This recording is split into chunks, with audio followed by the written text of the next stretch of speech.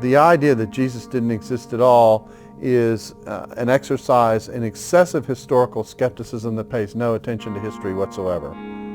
There's a challenge which has gone out on the internet by someone called John Dixon, who said he would eat a page of his Bible if someone could find a tenured faculty member of a ancient history department who did not believe that Jesus Christ existed. And so far he hasn't had to do that. We have terrific evidence not only for the existence of Jesus in a whole array of Christian materials, but we also have evidence for him in materials not written by Christians, by the Jewish historian Josephus, for example, who has a text in Antiquities Book 18, 63 and 64 that describes Jesus as someone who did unusual works, someone who was crucified under Pontius Pilate along with the instigation of Jewish leaders, and someone who formed a movement that became known as Christians. The very reputable Roman historian Tacitus refers to Jesus being crucified under Pontius Pilate, so that's a central aspect of Christian faith that is confirmed by this Roman historian who's actually quite hostile to Christianity.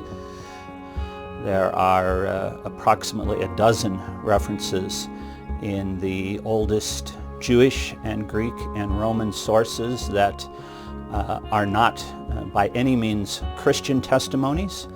And if one puts together a composite picture of what we can learn from those sources, not only do we know that there was a man, a Jewish teacher, early in the first century in Israel by the name of Jesus.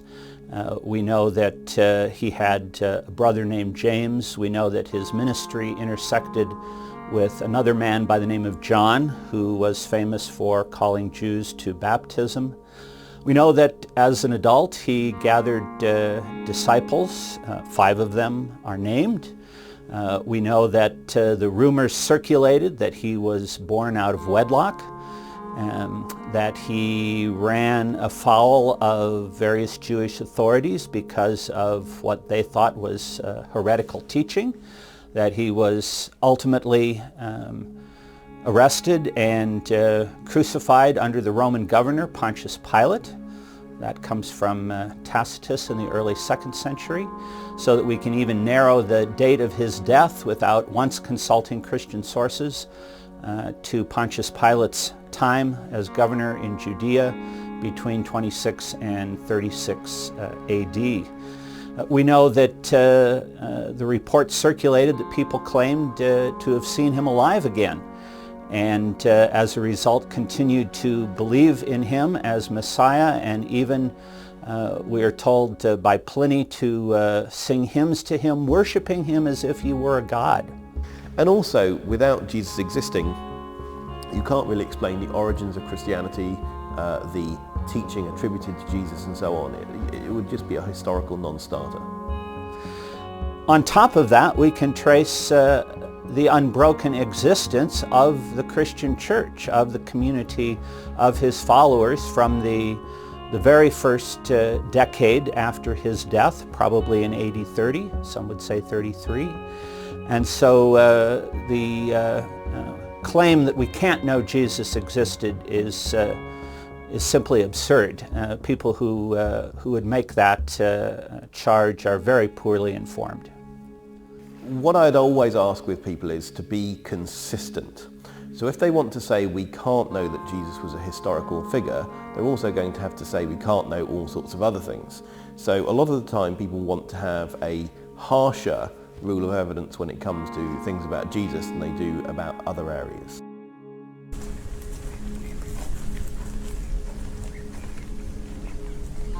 During our season here, we discovered that under the Byzantine period we have the Roman layer, we have pottery, we have coins, and the most important discovery was at the very bottom of the dig there was a wall and the remains of a bathhouse. Now, bathhouse in the Roman period reflects the life of a town, of a city, and not of a village.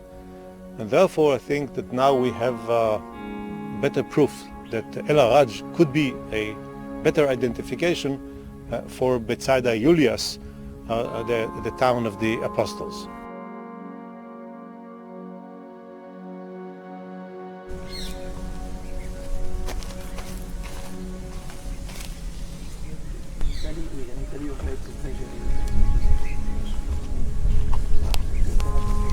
First of all, we are in a place which is very close both to the Jordan River and to the shore of the Sea of Galilee. And second, we have clear evidence that this site existed in the Roman period, first to the 3rd century, and the discovery of a bathhouse, remains of a bathhouse, at the site show us that this was not just a simple rural place, but a little bit more than that, and that could reflect the transfer of Bethsaida, the village, into Julias, the polis, at the time of Herod Philip, who was the king of this region. Josephus Flavius said that Philip upgraded the village of Bethsaida and made it a polis by the name of Julias. We think we have the first evidence to say that this is Julias of Josephus Flavius. And other sites, or the other site that was excavated at Tel, did not yield any remains of any clear remains of city life.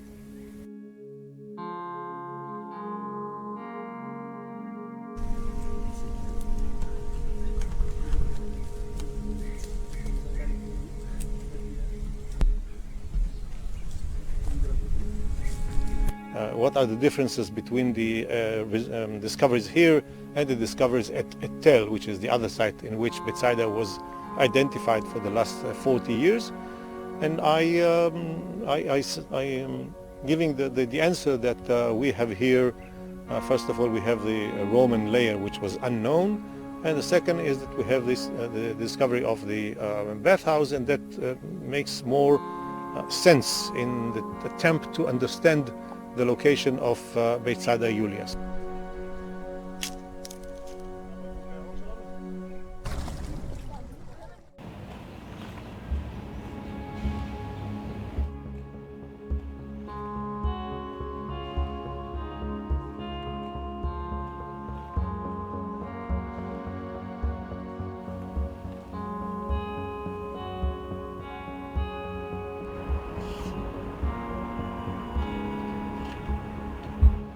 What you see here are the retaining walls, the foundation walls of Herod the Great, and actually in the middle you can see an ashlar stone, typical for the time of Herod, typical for the building from the time of Herod the Great, if you know foundations from the time of Herod the Great.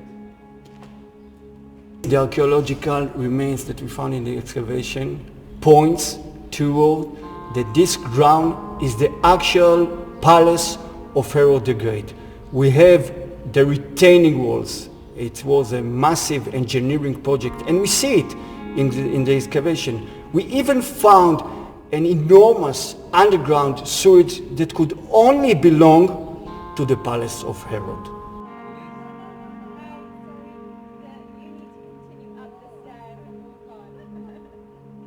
Where exactly the sentence of Jesus took place? There are two major candidates. First is the Antonia Barracks fortress in the northwestern corner of the Temple Mount, and the other is the palace of Herod. Now, when we excavated the foundations of Herod's palace, it's made this description of the Bible more vivid.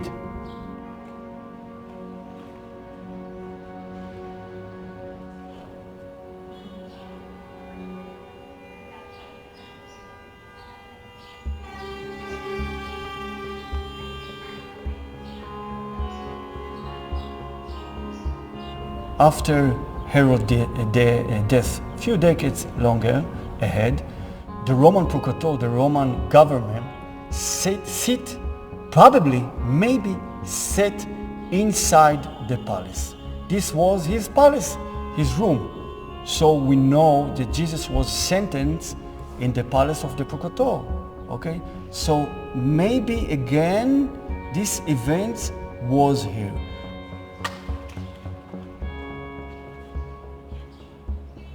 The beginning of the Crusader period, the famous Via Dolorosa, the last way of Jesus, passed through here.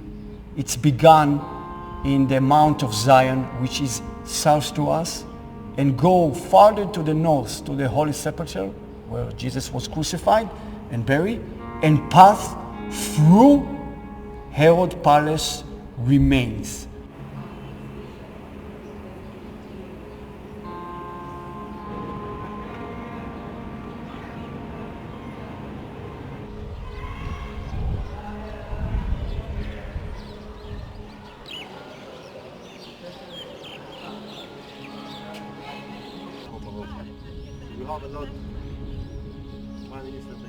This is the place where, at the end of the day, all archaeological findings in the country come to rest. CBN News got a rare look at just a part of many artifacts, such as large water jugs, like the ones filled with water Jesus turned into wine.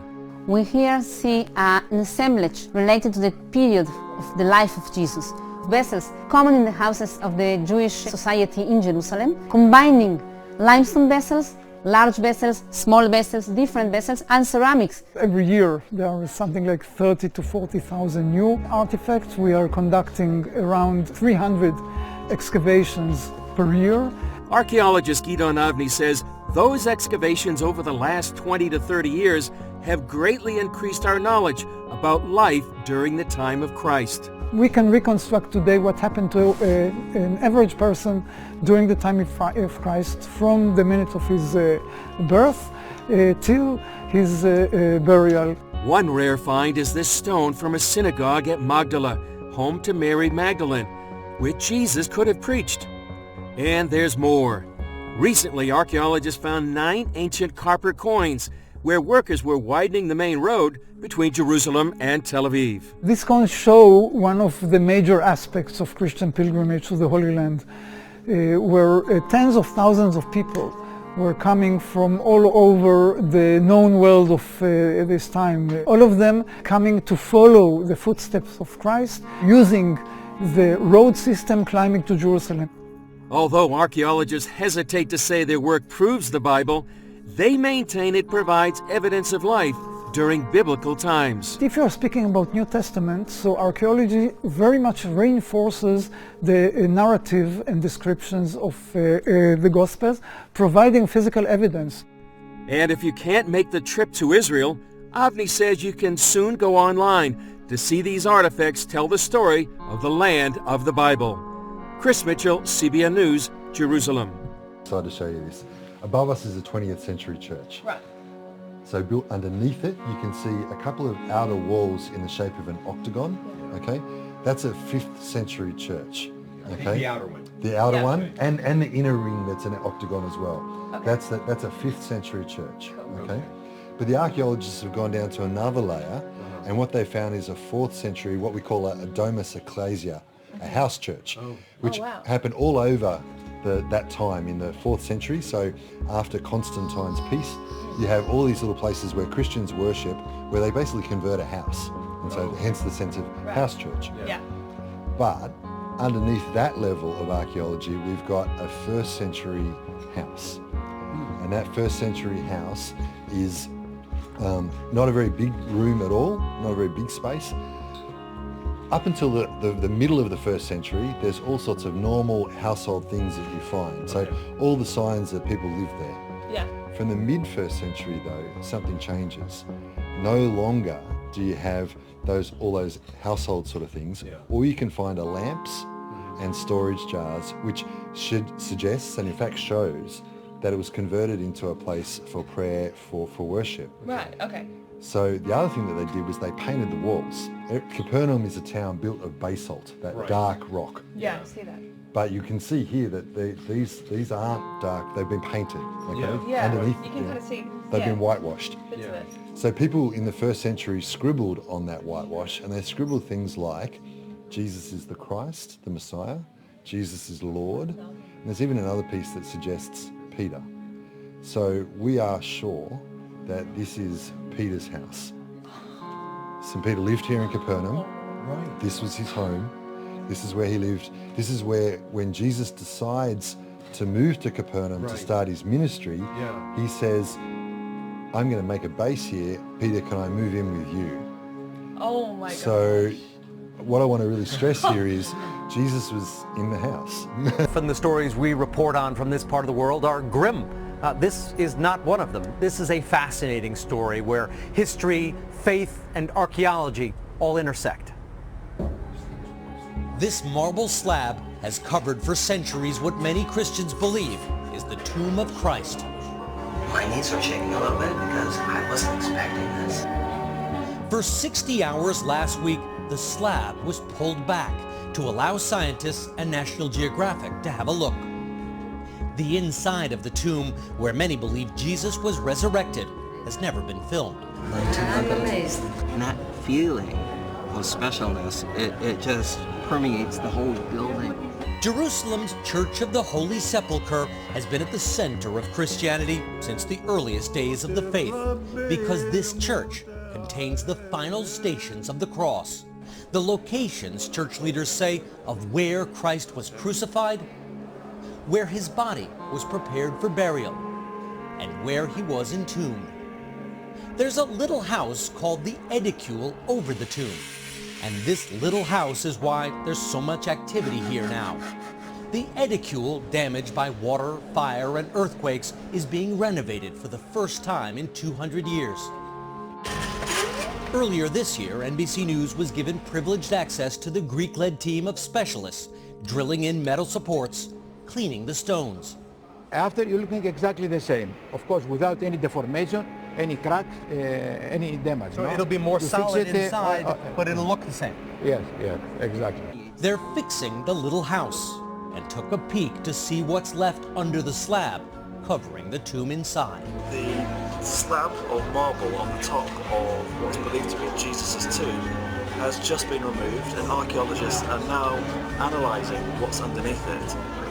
They found another slab with a carved cross, believed to be from the Crusader period, and the limestone burial shelf beneath it, examined scientifically, perhaps for the first time. That's the goal for this week, to say, this is it. This is the GPS point that was first found in the 3rd century AD.